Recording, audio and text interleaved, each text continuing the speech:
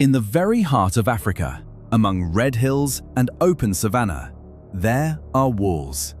Massive, silent, built without a single drop of mortar, stone upon stone. They have held for 800 years. No instructions were left behind. No one wrote down who lived here. No one explained how it was built, or why the people who created it simply walked away one day. This is Great Zimbabwe, the largest stone complex south of the Sahara, the capital of an empire the world preferred not to acknowledge, because admitting it existed meant dismantling one of colonialism's most convenient myths. Today, we go inside. The 11th century, Southern Africa. On the plateau between the Zambezi and Limpopo rivers lives the Shona people. Farmers, cattle herders, masters of metal.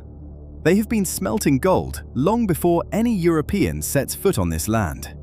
It is here, around 1100 AD, that construction begins. Not with clay, with granite. Massive slabs that nature itself splits along clean lines in the African heat and cold. The Shona learned to work this material like sculptors. No glue, no mortar, only precision and weight. By the 13th century, a city has grown around these walls.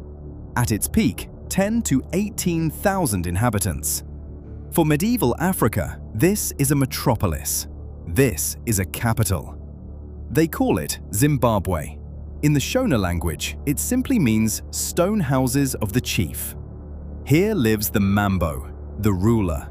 Here trade disputes are settled. Here, gold gathered from across the plateau is sent down to the shores of the Indian Ocean. What strikes you most here are the walls of the Great Enclosure, an ellipse 250 meters long, up to 11 meters high, 5 meters thick at the base. Not a single nail, not a single gram of lime or cement. How?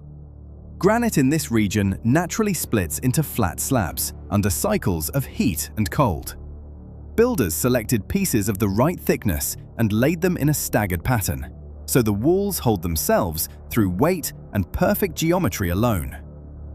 Inside the Great Enclosure stands a cone, a tower 9 meters tall, 5 meters across at the base. Completely solid stone inside.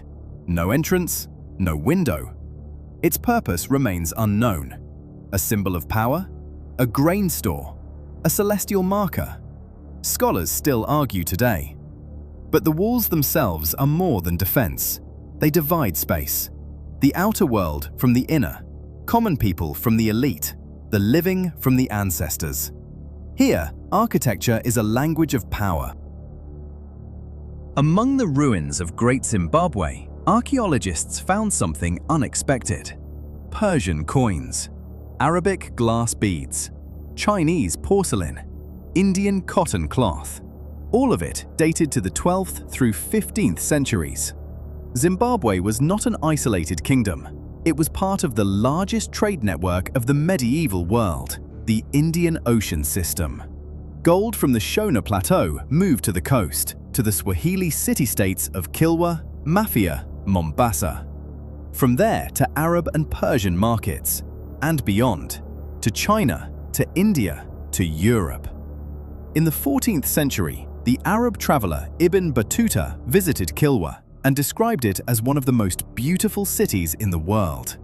He did not know where the gold came from, but he knew what it was worth, and the price was staggering.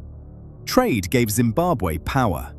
Power built these walls, and these walls became a legend. In 1871, German geologist Karl Mauch reached the ruins. He was stunned, and in his diary he wrote, "This could not have been built by black people. This is the work of Solomon. This is a copy of the palace of the Queen of Sheba." He had no evidence, but his theory became official. British colonizers who seized Rhodesia, present-day Zimbabwe, in the 1890s, embraced it eagerly. Because to admit that Africans built this was to admit they were capable of civilization.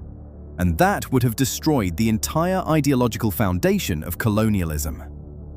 The first professional archaeologist to study Zimbabwe, David Randall McIver, stated plainly in 1905, "This is medieval. This is African." His findings were met with fury. In 1929, Gertrude Caton Thompson confirmed his conclusions in full. She was booed too. The racist theory held official status until the 1980s. In Rhodesia, it was literally illegal to publicly state that Great Zimbabwe was built by Africans. The authorities called it subversive propaganda. By the 15th century, the city empties. Why? Most likely, the exhaustion of soil and grazing land around it. A capital too large for what the earth could sustain. Trade routes shift northward. Power passes to a new state, the Mutapa Kingdom, heir to Zimbabwe's legacy. The stones remain, empty but undefeated.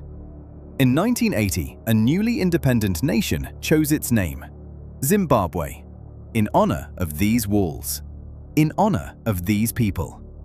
On the national flag appeared the Zimbabwe bird, a symbol found among the ruins, a falcon-like figure carved from soapstone, gazing forward. Today, Great Zimbabwe is a UNESCO World Heritage Site, and everyone who stands before these walls and looks up understands one thing. This was built by people, ordinary and extraordinary at the same time, without power tools, without blueprints, only hands, stone, and the desire to create something that would outlast them. They succeeded.